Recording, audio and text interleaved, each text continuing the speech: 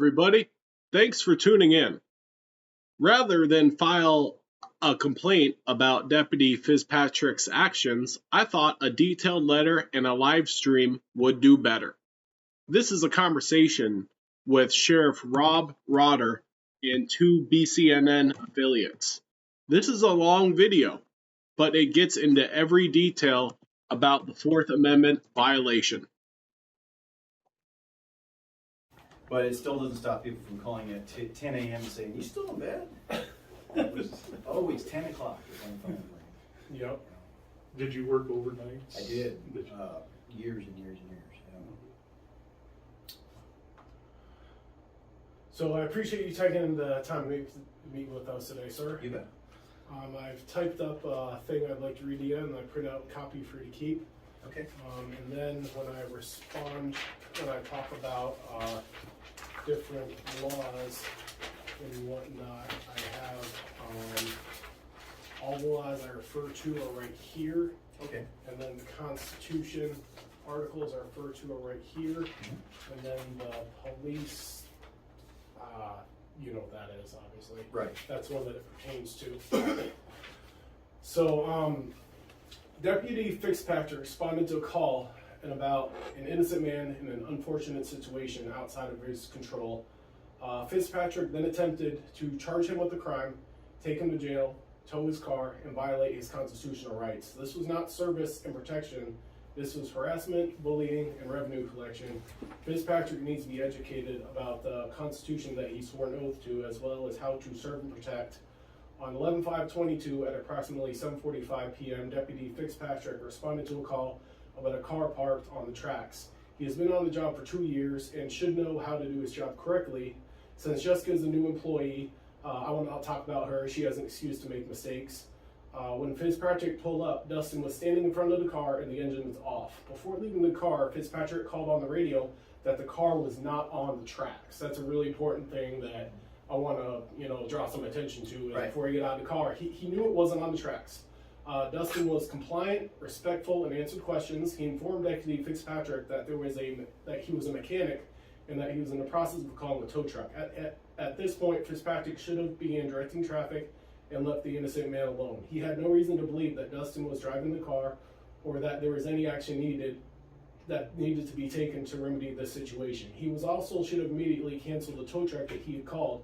A legitimate officer of the law would have known that Dustin is innocent until proven guilty. Instead of doing his job, he first began a fishing expedition by trying to falsely charge Dustin with a crime. He was unable to say what crime it is.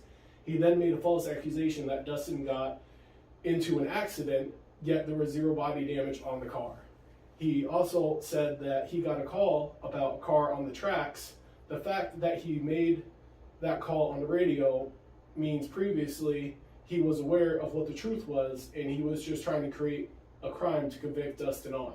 At this point, he had no reason to believe that Dustin was driving the car. Dustin is innocent until proven guilty. It was possible that Dustin was called by the driver to take care of the car, just like people call Benz to take care of cars. Dustin was standing in front of the car. He never saw Dustin in the driver's seat. The engine was not running, and Dustin never admitted to driving the car. Dustin has a Fourth Amendment right against unreasonable searches and seizures. At the point, Fitzpatrick had no reason to believe that Dustin had committed any crimes and therefore had no reasons to ID him. He said the terms "my street." In reality, this is a public street that every taxpayer owns, and he is a public servant, not the owner of the street. This whole time, he could have been serving and protecting society by directing traffic, but he chose not to perform this job until his boss showed up. At this point, he began to cuss at Dustin many times. This is unprofessional and a violation of his jobs policy. Dustin has freedom of speech, but Fitzpatrick is held to a higher standard because he is on the job. 4 times, Dustin had to explain that he is in the process of calling a tow truck. There is no reason why he should have to explain himself that many times. This is the definition of harassment or unwanted contact. And also, this is contacting somebody with the intent to intimidate or annoy them. Deputy Fitzpatrick committed harassment by asking about the tow truck that many times. Dustin answered the question the first time, and every additional question was unwarranted. He also meets the criteria by cussing and threatening to kidnap an innocent man. This is the reason why all this happened is because a strut broke into 2 pieces on a car that is 25 years old. This part was recently replaced with a new part made in China because the OE dealership part was not available. There is no reason of why Dustin is to blame for what happened that night. He is using a public utility for its intended purpose and can't be blamed for something that happens to every person someday sooner or later. If he had failed to call a tow truck, then it would be a different story, but this was not the case. There was no way to prevent this, and Dustin was doing everything he needed to do. Iowa Code 321-355, which I don't know if you're familiar. Are you familiar with that code? Remind me which one is it. It's right here, sir. Yeah. If you read over that code, Iowa Code 321-355 clearly exonerates the driver and shows that the deputy and the supervisor had no business towing or impounding the vehicle. Now back to the crime. This is all a desperate attempt to empty Dustin's wallet and take away his freedom. There is no reason why they should have been talking about towing his car. This is another Fourth Amendment violation. They have no right to tow a car in this situation. Dustin did not violate any Iowa state codes. His actions do not meet the criteria for interference with official acts. That would require a physical act, or a threat in addition to the reason for the officer to believe that the threat will be taken out. Dustin's actions do not meet this criteria. I also have that printed. You probably already know about that code. Pretty basic one.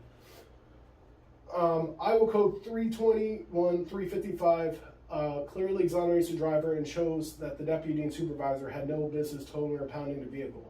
They were talking about impounding the vehicle and preventing the vehicle from being towed to Dustin's home after they are aware of the facts at hand.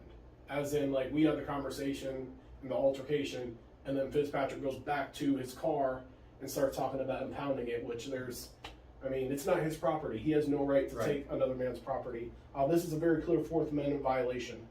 Now for the conversation that Fitzpatrick had with his supervisor. He lied over and over about what he said and what Dustin said.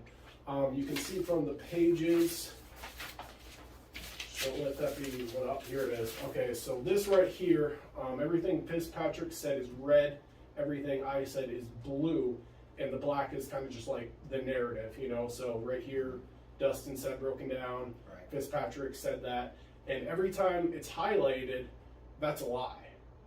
And there's 15 lies throughout page per page that Fitzpatrick told. One or two mistakes are okay, but this is a clear and willful attempt that made Dustin sound bad and to cover up the cuss words that Fitzpatrick said. Fitzpatrick even lied when he said he told Dustin that he was here for community service, because at that point, all of his actions, there was no service to me or anybody else. Nobody benefited from what Fitzpatrick had done to that point. Community service would have been keeping your mouth shut and doing your job by directing traffic. Fitzpatrick continuously falsely accused Dustin of cussing. Dustin only cussed once at the end after Fitzpatrick had cussed many times. The difference is that Dustin is able to cuss and Fitzpatrick is not. Dustin has freedom of speech and Fitzpatrick needs to abide by his employer's policy. Fitzpatrick even told his supervisor one story and Dustin another. When Dustin asked, "Did I commit a crime?" he said yes to Dustin, but when talking with his supervisor, the story changed from yes to no. This is creating a false narrative. There are 15 highlighted items on the attached sheet. 15 is not a mistake. It is a willful deception. Since this was said and written to a member of law enforcement, it also meets criteria of harassment. In Fitzpatrick's police report, you can see that he writes that he's considering charging Dustin with interference with official acts and harassment. I don't know if you're familiar with the harassment code. I also, you probably already. Yeah. I think it's section 4 if I remember correctly. Yeah. I try not to remember all the numbers because it doesn't serve me. Oh, okay. In reality, Dustin is more of a victim than Fitzpatrick. Just to be clear, I'm not saying that Fitzpatrick is guilty of interfering with official acts, but his actions meet the criteria more than Dustin. Since Fitzpatrick approached Dustin, Fitzpatrick can't be the victim of interference. Fitzpatrick had the option to not approach Dustin. He had the option of just rolling his window down and asking, "Do you need help?" Fitzpatrick also physically interfered with Dustin while he was in the process of calling a tow truck, to the point where Dustin had to step back on more than one occasion.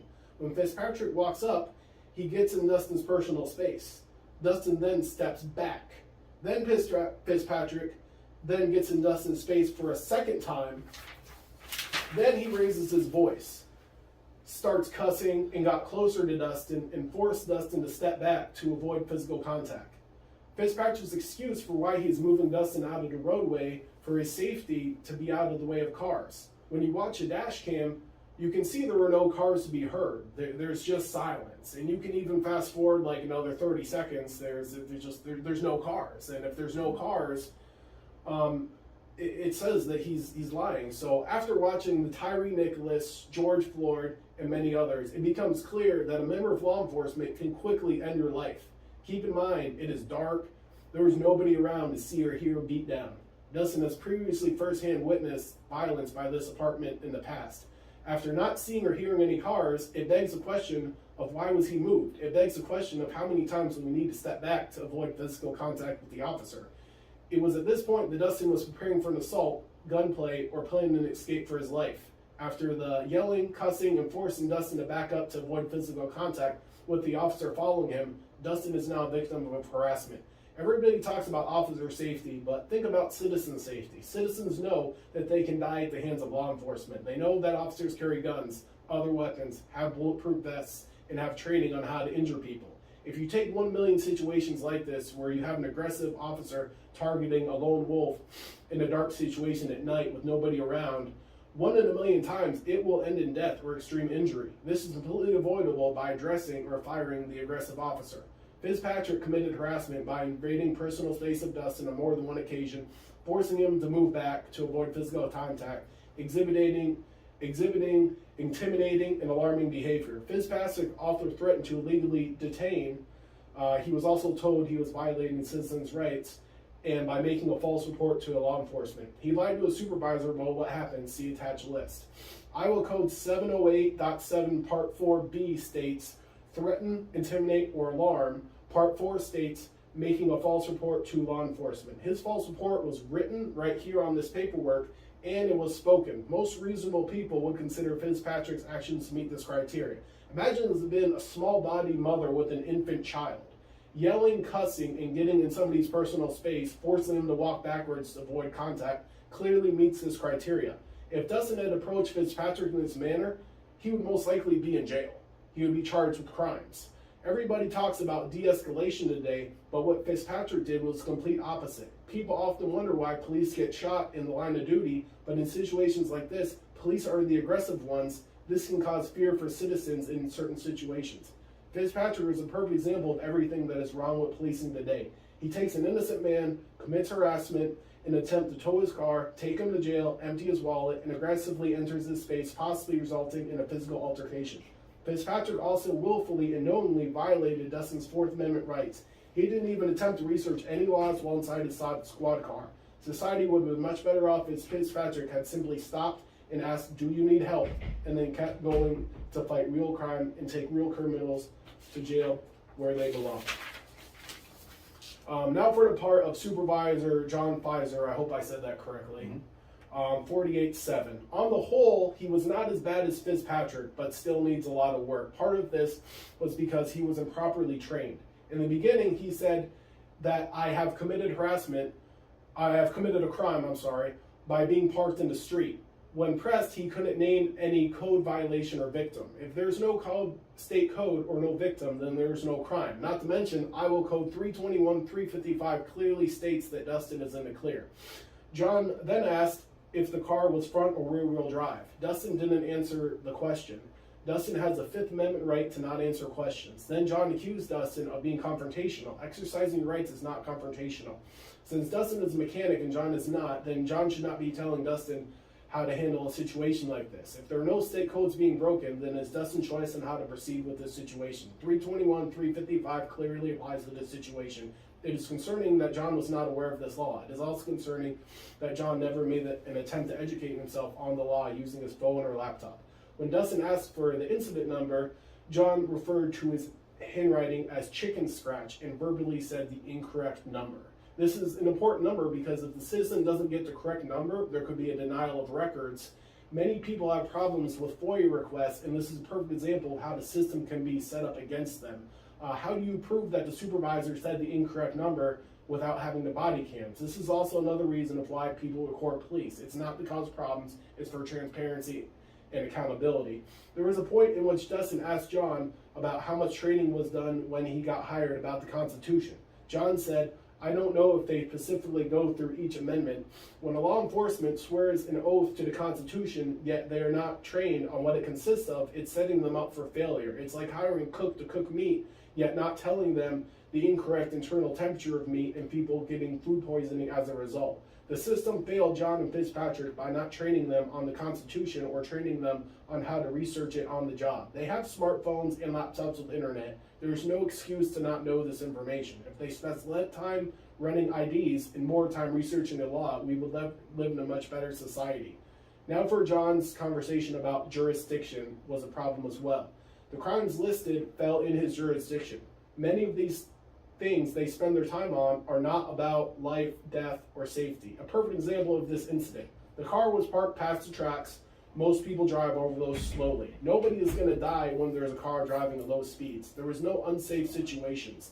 The word safety can have many definitions. Recently, an officer from this department took Afro Man who was standing on the grass and shoved him towards the center of the street, and he said he did this for officer safety. It is clear the Iowa County Sheriff's Department has plenty of time on their hands, and there are real crimes going unsolved. Real crime is defined as an act that violates state codes and has a victim. Too often, police try to assert their dominance in society while turning their backs to real crime. In these situations, victims don't get any justice. These are problems not just in the Iowa County Sheriff's Office, but all over America. John and Fitzpatrick are just two examples of a nationwide epidemic. Officers everywhere need to be trained on state code and the Constitution on a regular basis. This is no different than a medical professional taking regular classes. In most professions, people can die and these deaths can be avoided by proper training. Now to say some positive things. The Iowa County Sheriff's Department is not as bad as some places, such as Marengo, Iowa. Sheriff Rob Rotter is planning a meeting with the First Amendment auditors and law enforcement. This shows that there is being effort taken to allow both to coexist in a peaceful manner. Having extra cameras in certain situations can potentially help law enforcement, such as situations where body cams malfunction. What happened when Dustin's car broke down was avoidable. It's important to understanding the Constitution, honesty in law enforcement, state law, the definition of service and protection, and prioritizing real crime over feelings violations. By doing this, we can move forward as a society. We could live in a society with less crime and less fear of law enforcement. That's a big bite there. I'm sure you want me to respond to that, but I wouldn't even know where to begin because it took you about 20 minutes to read it, and I would take 3 hours to think about it. Yep, and that's why I got you. I appreciate that's why it took so long for me to meet with you. So let me just, because I want you to be able to say everything that you want to say. And then this is the thing with the supervisor. It goes over like this is the code he said, right? And then and I'm sorry about that. So first of all, I'm going to pick the low hanging fruit. Okay. I do not like my officers cussing at anybody. Now there's some times where they're rolling around on the ground and fighting for their life, and cuss words are going to come out. But if it's just, there's no reason to have cuss words in a verbal discussion. Okay, so I'm not making any excuse for that. I've reminded my officers that is not something we want, and it should not happen. Okay, so there's no excuse, and I don't intend to come up with one. When it comes to the call for service, I always will assure you that if you ask for information, I mean, the first thing I did, I knew that the call for service was wrong because it didn't fit the way our calls for service look. But I look up your name and I can find it right away. So you're never going to have us trying to say, oh, you asked for this and we don't have it, so I'm not going to do that. I have never done that, and I haven't done it for anybody else. I will put some time and effort into figuring out what it is they want. And a lot of that, you have to remember, though, this is a small department. Sure, absolutely. I mean, Iowa County. Yeah, you go to Chicago PD, who knows if they find it. Yeah, I get that. But I just want to tell you that if you come for information, unless there's some legal obligation that I can't release it, and in most cases you can still release it, you just might have to redact a few things, by law, you're going to get it, okay? And I'm not going to charge you a lot of money.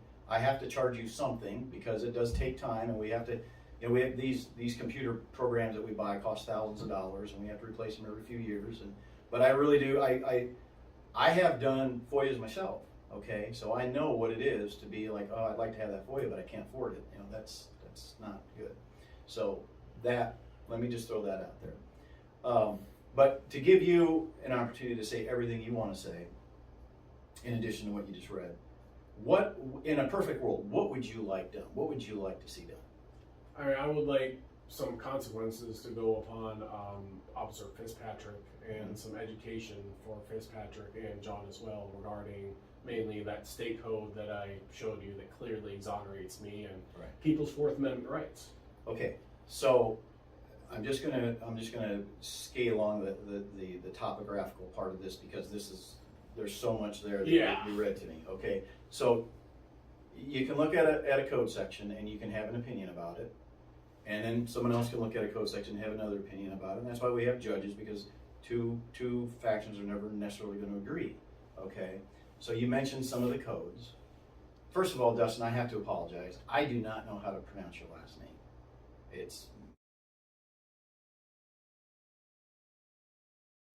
Get that in my head. Okay, so everything you said about the Constitution is 100% right, of course, if it's agreed in the context that you presented it with this stop. Okay, so 321 through 354, okay, it says that, well, you've seen it. I give you a... Yep, and that's one of them I printed out, and this is a confusing part about law in that this doesn't mention 321, 354, but if you look at that is an Iowa code mishap, that's generally the problem. Yep, but see right here, there's an exception. And so this is what a judge would have to decide. At this line right here, impossible, the word impossible. Now I come across what we call the old 10 code, 1046s. 1046 is a disabled vehicle. 9 or more out of 10 people are going to pull it off the travel portion. You didn't. I don't know that you could have or you didn't, but you didn't. Okay, so was it impossible? You know, I see people's wheels completely fall off, they still get off. I've seen a lot more damage than that, they still are managed to get off. The only time I don't see that is when a car is like been in such a severe accident that there's like no running motor anymore. So yes, it is blocking it, and then it would be up to a judge to decide, was it an impossibility for you to move it? Is it your duty to move it? It is a duty of an officer to make sure the road is clear. Now, the thing with the wreckers, we have 2 wreckers in this area right here that would respond to that call. The big problem we have is if we call off our wrecker, it's entirely possible that we just called off yours. They may not understand. So when a dispatcher says, hey, disregard that wrecker call, she might be talking to the one that you got lined up to. It might be the same thing. So that's why he wanted to know. I know you framed this entire incident in a way that I would expect. And I would have expected that Officer Fitzpatrick, if he was to write it out in such detail, it would also be framed a little bit different. There's no question there's confrontation between the two of you. Now, can I say that Officer Fitzpatrick did everything he could not to be confrontational? I can't say that. Can I say that you did as well? No. Now, you mentioned that it's not your duty not to be confrontational. I agree with that. But obviously, if 2 people that were, let me ask this. If you 2 were neighbors and you knew each other your whole life, would this conversation have taken place the same way? Probably not, right? So I'm just saying that there's confrontation here that's unnecessary, and I'm going to say on both sides, okay? But I understand what you're saying. It's his duty not to be confrontational, okay? So he can't leave. You said that he should go fight other crime. Now that he knows the road's blocked, he can't leave. He has to wait for that road to be clear, because if anybody plows into it, it's going to be his problem. Not that this, obviously there was some confusion over the whole track thing. I see that they even called the railroad, because the railroad called back wanting to know if it was damaged to anything. So that was just, that was a trainee error. I think they just heard it wrong and heard track and like, oh my God, it's on a track, and she just took it further than it was. So there's no question that's a mistake. But as we do have trains. In a situation like that, you probably want to err on the side of safety. Right, and the problem with the approaches to railroads is those trains that come in at night are really long and not very fast. And so you start getting traffic that will stack up all the way to Highway 6.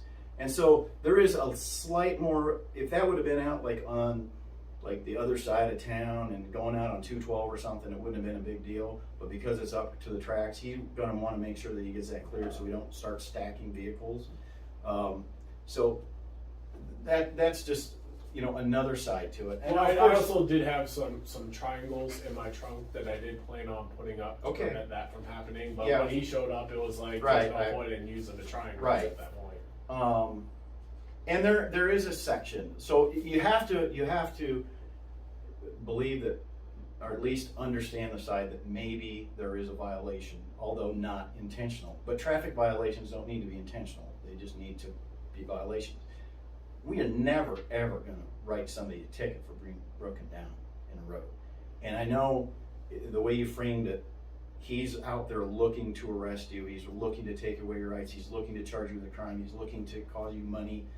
First of all, we don't get the money, so that's not a thing for us. But I assure you that he is not. He wants to get there. He wants to clear the road. I know. I'm just saying his intent when he gets to the call. We get back and forth to tit for tat after you guys get not being best friends anymore. That's clear. But as he's approaching that call, he does not want confrontation. He wants to clear the road and go on. If that were true, that he's always looking for that, you would be able to go over to the clerk of court and ask for reams and reams of charges that he's charged people with. He does not charge a lot of crimes. Okay, he's a night guy. He I hate to say this because I was one of them for a long time. We basically keep the plants watered sometimes, you know. We just don't have a lot of things to deal with. So we want to move on because we got to get down to other parts of the county to keep track of the burglars or whatever's going on, the real crime that you're talking to. Because my neighbors and I, we've all had broken glass. Like there's 4 houses Yeah. in a row, and Yeah. every house has had broken glass. Now Yeah. that's a state code violation, and there's a real victim because glass can get very expensive. Oh, no question, absolutely. Now you're talking about cars here. Cars and houses. Yeah. And it's like it's not a coincidence. You got 4 houses all in a row. Right. And I don't know if you watch a body cam when I was talking to John, and that I was bringing up that issue that I call up Officer Duncan. I had a video, and he didn't even want to come out and look at it. But like that is a significant problem in society when you got that much glass and it's all happening in an area like that. I don't know why he wouldn't have come because we take calls. It's just sometimes they're not crimes of the century, but we still address them. So that's. And if he came the next day, I would have been fine with that. Right. But he just didn't want to show up at all. Right. He was like, it was on a well, Friday. was it in town? Was this something that Yeah, happened? it was just down the street. Okay, so here's what happens there. Okay, we are not law enforcement here. We are, but so what we do, the town doesn't have enough money to right now have what I consider to be a full-time police department. So what we do is we take the call for service, we make contact with the person, and then we hand it to the PD. We won't investigate crimes here unless we're specifically asked to. Okay, so and then in that case it has to be something like we investigated a homicide here. Okay, because they weren't going to be in a position to do it. But so there's obviously somebody dropped the ball there because that should be passed on and then somebody should be following up. So I can definitely look into that and see why that wasn't the case because that's what's supposed to happen. That's the design. And I want to say it was probably close to like a week or 2 weeks until I could actually track down Marengo PD and get somebody to. And there go was a over the time video with me. where they had one guy working. It was down to the chief there for a while. So I don't know if that was in that time. It's not an excuse. Someone should still get a hold of you, but that might be part of it. There was something else. Oh, okay. Something else that does one of those things we talk about, or I mentioned, is that a judge is sometimes asked to decide which is it, right? So there is a section in Iowa code that does require the display of a driver's license. Now I noticed that you mentioned that he had no reason to believe you were driving. Well, I think he has reasonable belief that you were driving. But can he prove it? No. But does he have reasonable belief? Yes.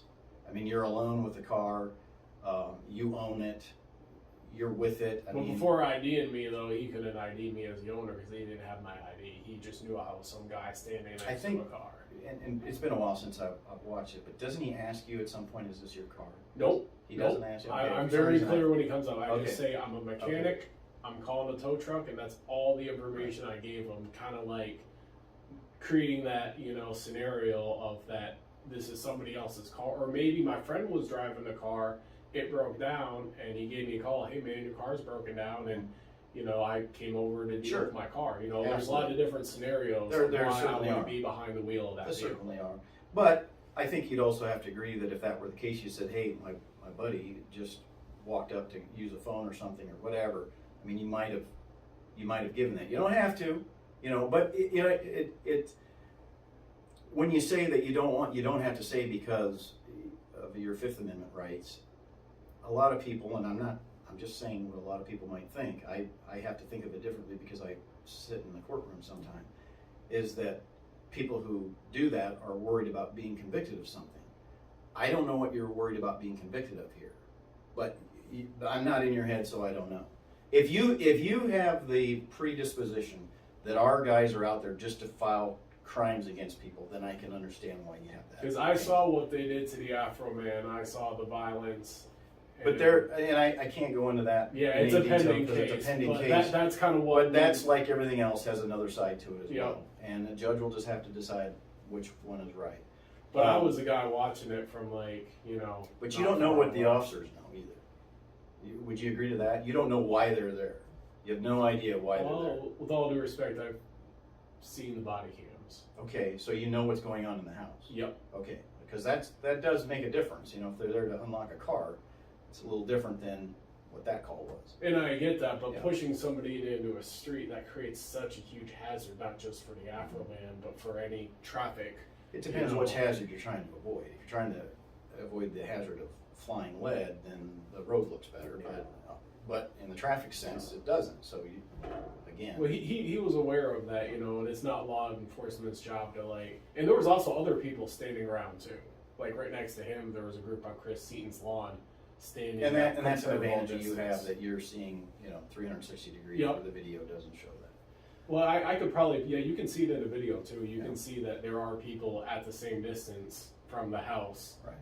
And it's just Afro Man gets shoved, but these other people don't. And it's like, if this really is to prevent people from getting it was just because he was filming. It didn't have anything to do with Yeah, see, I don't care when people film. I'm filming. What do I care if there's another camera? We were using cameras before it was cool. Oh, it's We really were. We Yeah. were using cameras at VHS days, and you had to open up your trunk every once in a while because they overheated.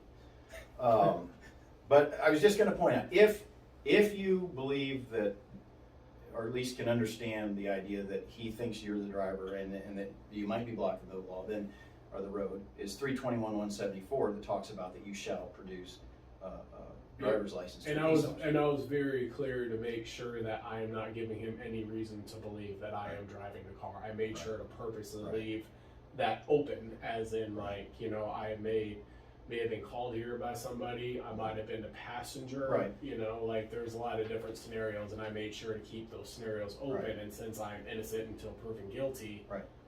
He just assumes before he even got out of the car, he made a comment, "Oh, I've ID'd a driver." So he assumed before even engaging with me that I am the driver, but that's an assumption. It's an assumption, but that's what probable cause a lot of times is an assumption. It's an educated assumption, right? I mean, that level is PC. So at any rate, all those things are true if you take the way you framed it, then the Fourth Amendment plays. If it isn't, then it doesn't, because the right of people to be secure in their persons, houses, papers. We're not searching anything. Really, the only thing that really comes into this is the idea of asking for the driver's license, but the state in past court decisions have talked about that the license is essentially a state document, and, so it's technically not yours. They still charge you for it, of course. And then, of course, the warrants and all that don't play into it because, again, it's not a search and seizure beyond that, other than the driver's license. Well, my concern is that after I had that initial contact with him, and he was aware of the situation, I'm a mechanic, I'm calling a tow truck, he was aware it was handled. He got back to his car and started talking with John, and they had this conversation that, well, we're just going to impound his car. He's not taking it back to his house. There's no reason to impound somebody's car in a situation like that. Yeah, no, you're right. Assuming that he's identified you as the owner and you're taking care of it, you're right. If he wouldn't been able to do that, then we'd have to decide, okay, what do we do with Well, this he car? did. He had my ID. Right, I He ran get my that. plates. He Right. knows this is my car. He Right. knows I'm calling a tow truck. So just the fact that they're having this conversation about impounding it, they have no right to impound that No, vehicle. and they didn't, but they talked about it, and I understand the concern, absolutely. And I feel like if things had gone, like that was a possibility on the table. Like I really was under the impression that he was, that was his plan. He So we was don't, going to impound. again, we don't want to do that because it just takes, to impound a vehicle, first of all, you have to have a reason to do it. We don't just do it just because it's there. Second of all, it creates another workload, and cops are humans. It'd be just asking the people at Man Refrigeration, would you like to build 400 more refrigerators today? They're not going to volunteer. So cops aren't going to volunteer to have more work to do, and an impound is going to take another hour out of his night. So Not to mention, I've been there. and you and And the then the money, cost of it and all that. And you got to Yeah. get there, and Absolutely. then you got to get 2 cars back. I mean, it's just, as a man that's been impounded before, have you ever been impounded? No, I have not. Well, you probably just. But I've been associated with more impounds. I mean, a lot of times the impounds that we do are because they've been wrecked or the person was arrested and there's nobody left. I mean, even somebody who's arrested, we give a chance to call a friend and come get this thing because we don't want to deal with the impound. Otherwise, our impound is more or less a yard of wrecks that insurance adjusters come and do their thing with. Well, I've been on the other side of the impound. Let me tell you, man, it sucks. I believe you. You don't. It's something you don't forget. Yeah, when he was just sitting there talking about impounding my car when he knew it's my car. Right. He ran the plates, ran my ID. Yeah, there's no yeah. reason, And the supervisor should have corrected him at that point and been like, "No, Fitzpatrick, you don't impound people's cars. You need to have a reason to do so, and that's why it's a Fourth Amendment." Agreed. And I'm glad he didn't, because absolutely, you've rung the Fourth Amendment bell pretty loudly in that case. Absolutely. So, like I said, you gave me an awful lot to ponder there, and it's kind of hard for me to do that in this setting. But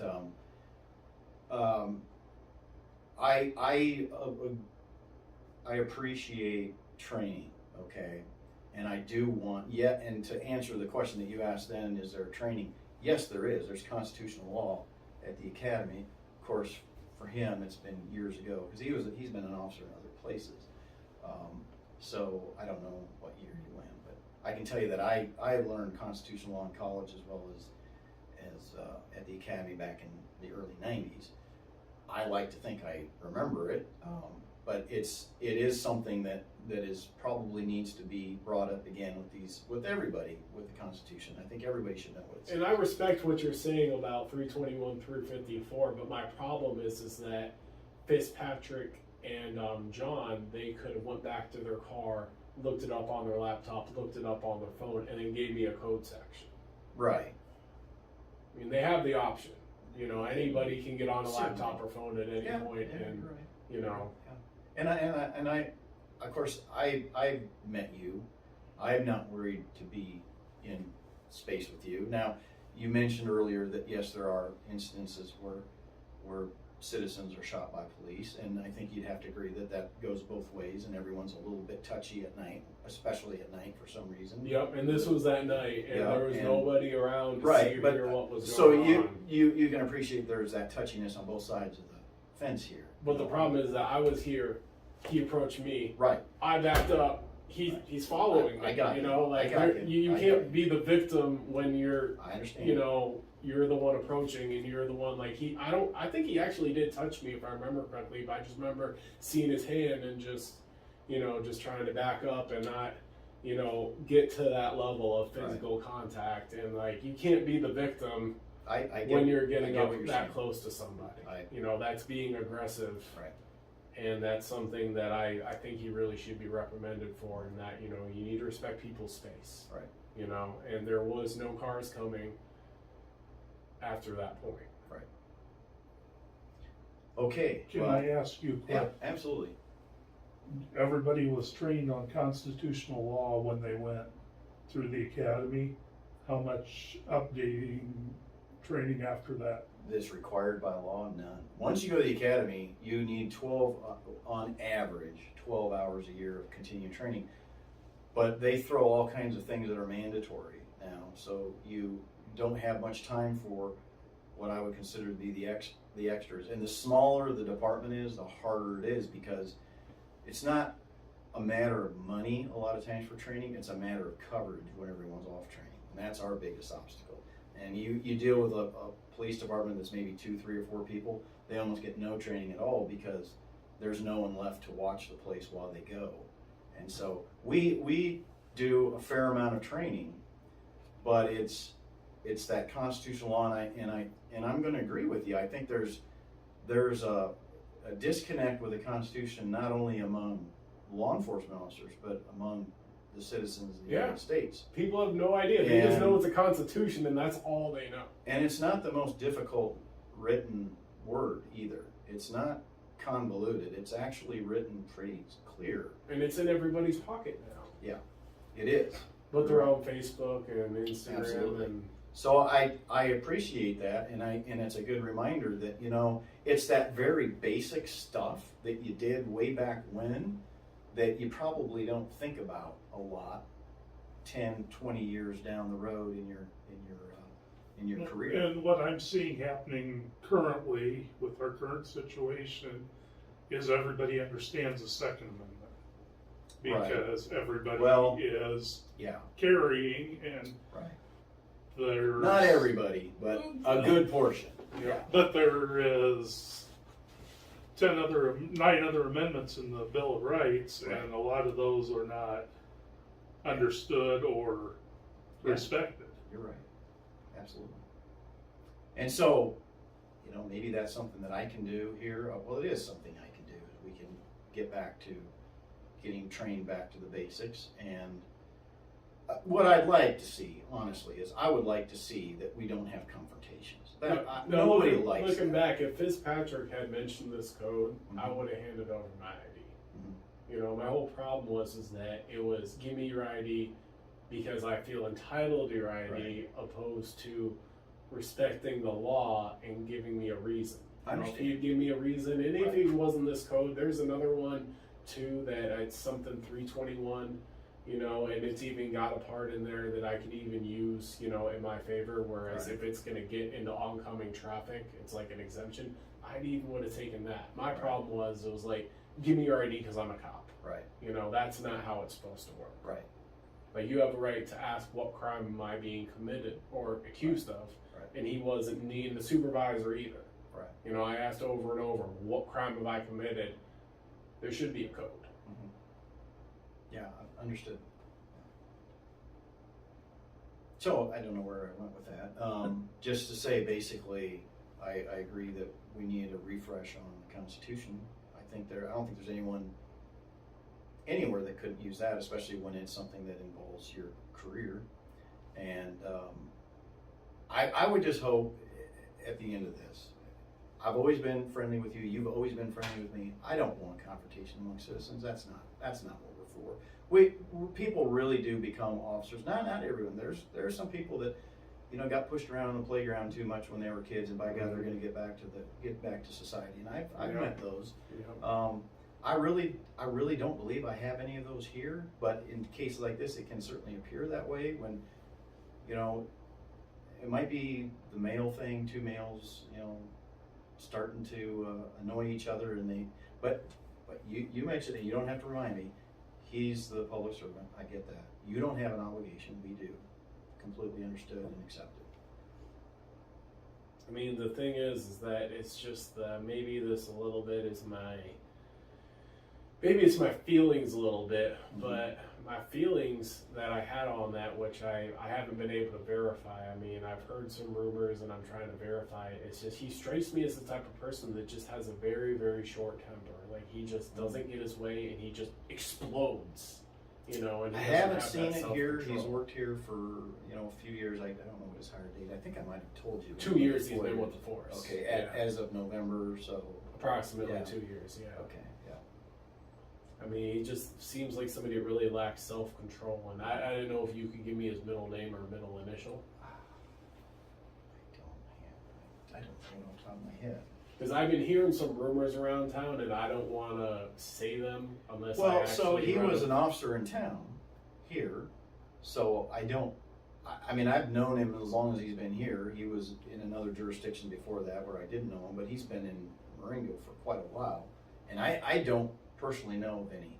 If there are some, I don't know. So I'm just going to put this on the table as a rumor. I'm not saying it's like 100% true. I'm not saying I've seen any factual evidence. It's why I'm asking you for his initial, middle name. And I can get it for you. I just don't know. I've had people that have said that he previously has beaten up his wife.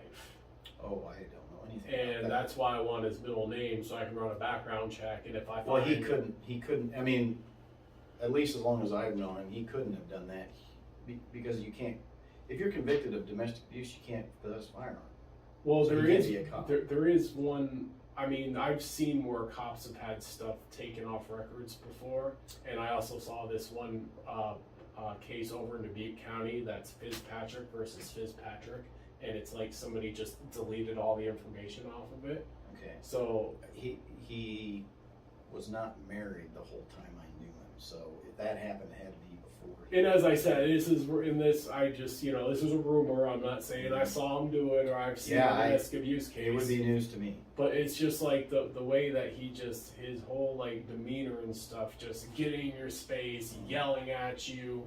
I mean, it just really seemed like somebody that really lacks the self-control, to do his job. Because that's not a stressful situation. All the stuff that cops deal with on a day-to-day. The guy that doesn't want to give his ID on a traffic stop. I mean, if you can't handle that, there's way more stressful stuff as a cop you're going to have to endure, and it really makes me wonder how is he going to react in those high stress situations. Yeah. Well, all I can do is tell you what I know about how he's done while he's been here. I have not had that. I don't recall Marengo having that issue. As far as what you brought up, I don't know anything about that. I mean, obviously we had to do background for the hiring process. I mean, well, sometimes stuff gets deleted.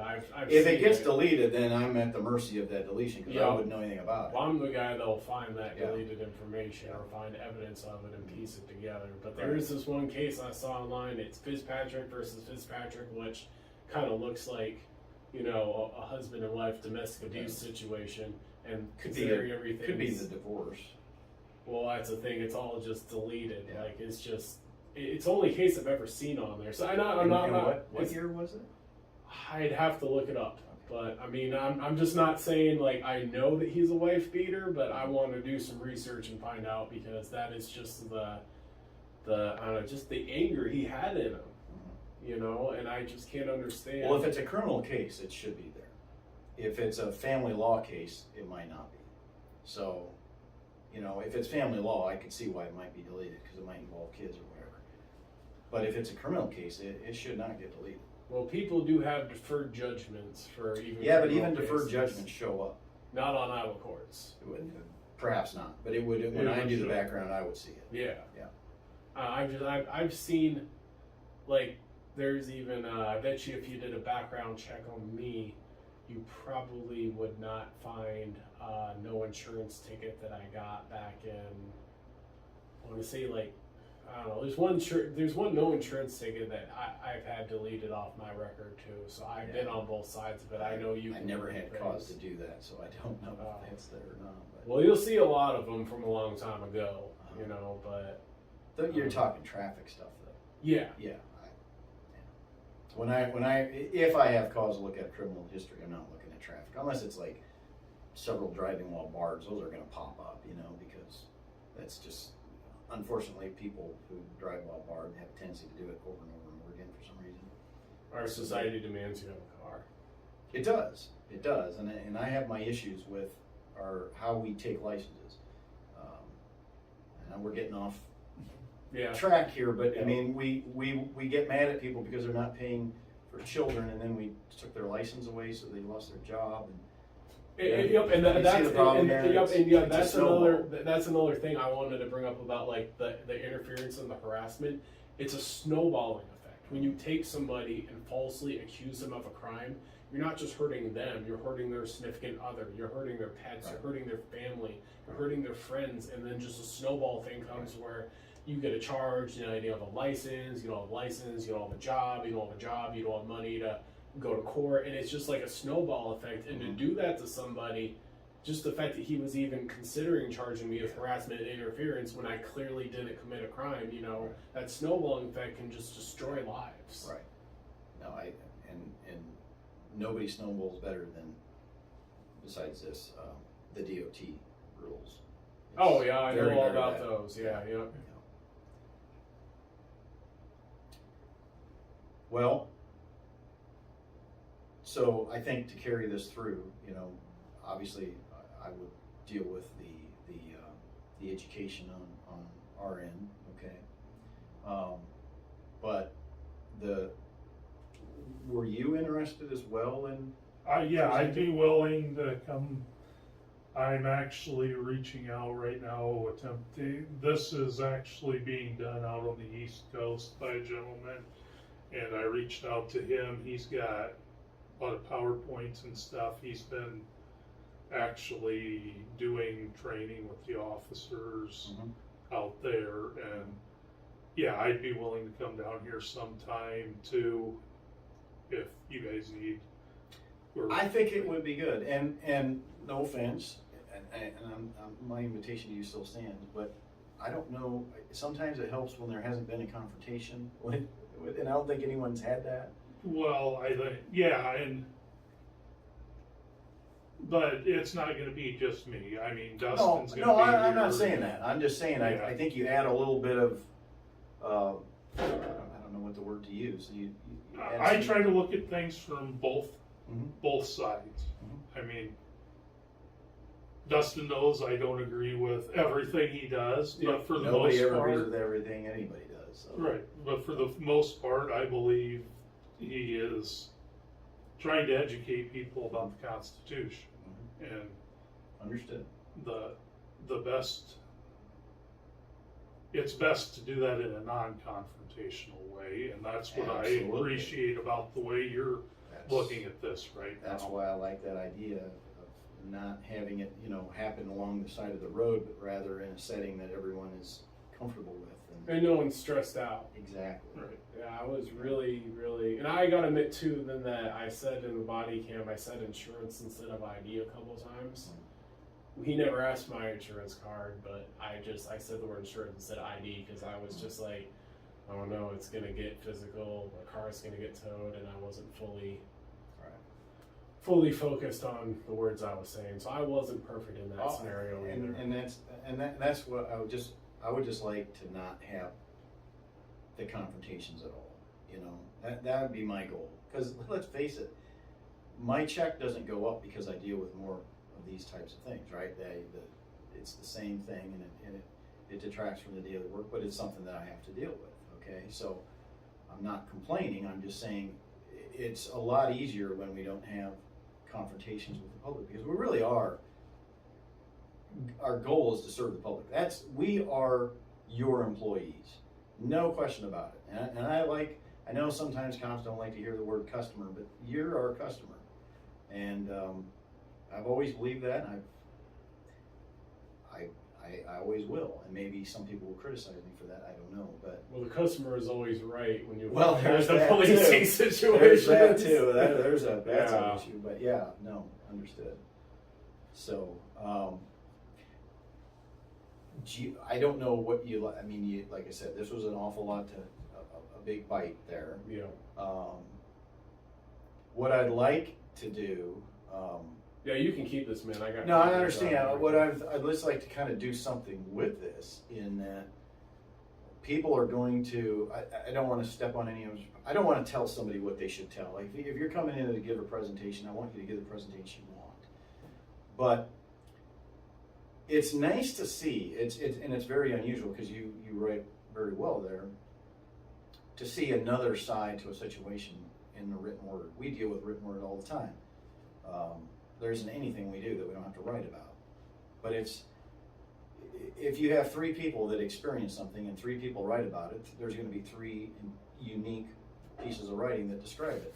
So I like this because I would like my officers to see that, and if that's not an issue, to present this in the context of the video, and this is how a person in the public felt when this was happening.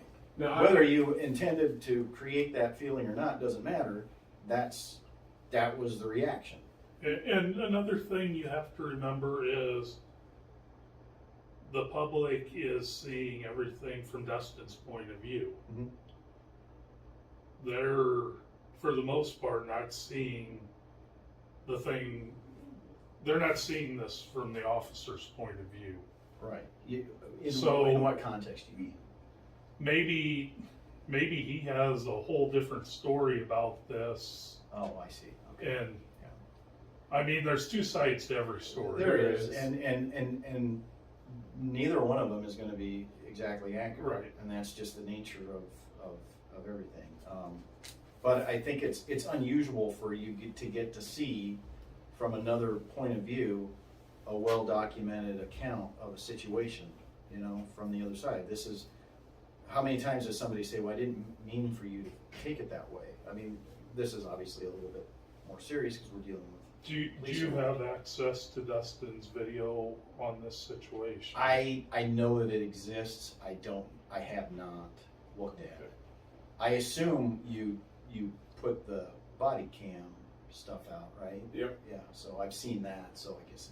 And I got a lot of different viewpoints on it, but like a couple things that were pretty consistent in all the viewpoints is that like it was just the anger right off the bat that Fitzpatrick had. I mean, people were saying it hundreds and hundreds of times. Like they said, like this guy is mental, this guy is unstable. Like they were concerned. But one thing I forgot to bring up is in this area here, this is very white and black. Like you listen to the words in the body cam, it says like Fitzpatrick said that I said, no, I didn't fucking hit something. He's accusing me of cussing, but when you watch the body cam, I never cussed. So this is called gaslighting. He takes his cussing, which is a violation in itself, and then he tries to accuse me of cussing. Okay.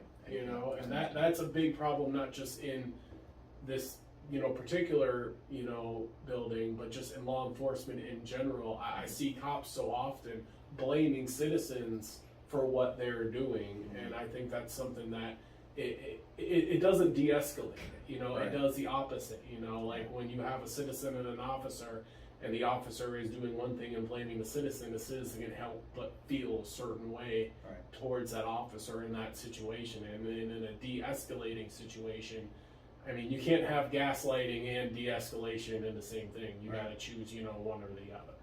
Understood. Yeah. And if I'm wrong about any of this, if I'm wrong, please tell me. I'm not going to get all crying. I would have to sit down and just go word for word. Yeah, and if you go word for word, and if I'm wrong, and I really did say the word, no, I didn't fucking hit something, please tell me. Yeah, I don't. I'm not going to get emotional about it if I'm wrong. But I've went over this many times. Right. Watched the videos, went over a third time, fourth time, and part of the reason why I posted it is because then other people go over it too. And they, they're like, no, you never said. I said no. I asked him the question, do you see any body damage? I never said the word fucking. There was one cuss, and that was at the end after he had already cussed me out, which goes back to the freedom of speech. Yeah. I don't have any expectation. I understand. Yeah. But it's just 15 lies, man. It's too many. Right. What was said was said. And he even called me a sovereign citizen, which is, disrespectful. I'm not a sovereign citizen. We actually have people that context comes from. There is a group of people that present themselves as sovereign citizens, and I'm guessing that he's expects that that's what you are, and that's where that comes from. That's part of the history. And I mean, if I were a sovereign citizen, I would have renewed my registration and paid $200 at the courthouse. And then he also made this really disrespectful comment too about like, I said, I'm going to speak with your head sheriff, and rather than, I just said that because I was like the insurance thing where I was thinking about the impound and the physical thing, and I said head sheriff, and he made this really disrespectful thing, opposed to the foot sheriff, like he was trying to like make fun of me or like, it just wasn't a very respectful thing to say. Right. He could tell I was having some issues dealing with the whole thing, and just that whole foot sheriff comment. I mean, that's just disrespectful. Everybody knows there's no foot sheriff, and it's not within his professional guidelines to be making comments like that. Right. Okay, well, like I said, I'm going to digest this, and I don't know if there's a way that you want to incorporate that into what we like to do. Obviously, I have your email. I don't. Do you have an email? Yeah, I do. Or Dustin can get a hold of me when we. And I'm sorry. Figure something I'm one of those people that you can say a name and then 30 seconds later, Forget it. Yeah, I forget it. Joel McElroy. You're.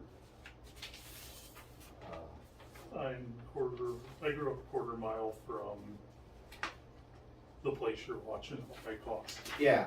Okay. And you know Tippett pretty well, do you? Yes, I do. He's retiring now. Yeah. Pisses me off. I'm not. So on a positive note, we did print out the same law, which We shows did. we're thinking Yeah. the same way. You Yeah, know, yeah. So that we're on the same page, Yeah. literally Right. on the same Right. page. Right. Yeah. Because there was I forget which other law it is. It's like a different law. I want to say it's like. There's one that 312? talks about traffic accidents, and it uses the word wreck, I think, and then duty to clear. So, like, if we investigate a traffic accident and there's debris on the roadway, ultimately, if it's left behind, it's our fault. We have to ensure that either the wrecker operator or somebody is cleared it. So there might be some mention of it in that section. Because in regards to clearing the roadway due to the broken wheel being on the left side, when you go to push, Yeah. He's reminding when you go to push the car and the left wheel's binded up, the car is going to go left, Right. which is towards the direction of oncoming traffic, which kind of takes the hazard and makes it worse, because this way now you got one lane of open traffic. Sure. But if you try to push the car, you're just going to push it into oncoming traffic. Now you got no lanes at all. Right. And there's a part in there that says there is an exemption in the event that moving the car is going to block oncoming traffic, and this was one of those criteria. Right. But it didn't meet the criteria as close as 321, 354. Right. This was more of an applicable law, and that one was a little more not applicable. And if there's one thing the Iowa code is guilty of, is it contradicts itself throughout. Oh yeah. And they will forget that they'll fix something or change something in this section, and they'll forget that it's referred to in another section, and then that'll still stand. So. And then the exemptions will play into that too, and add gasoline to the fire. Well, it looks like you got to get going, man. Yeah, I got another. I need to just keep this, and the rest you can keep. I assume you have a copy of. Hey again, everybody. Thanks for staying until the end of the video. This video is about the Fourth Amendment violation videos that are next to this one on the channel. As of April 2nd, 23, Rob Rotter has been in contact with us but has not given us any information about the speaking event referred to in this video. If this happens, it will be live on this channel. Thanks for tuning in. BCNN, real news only.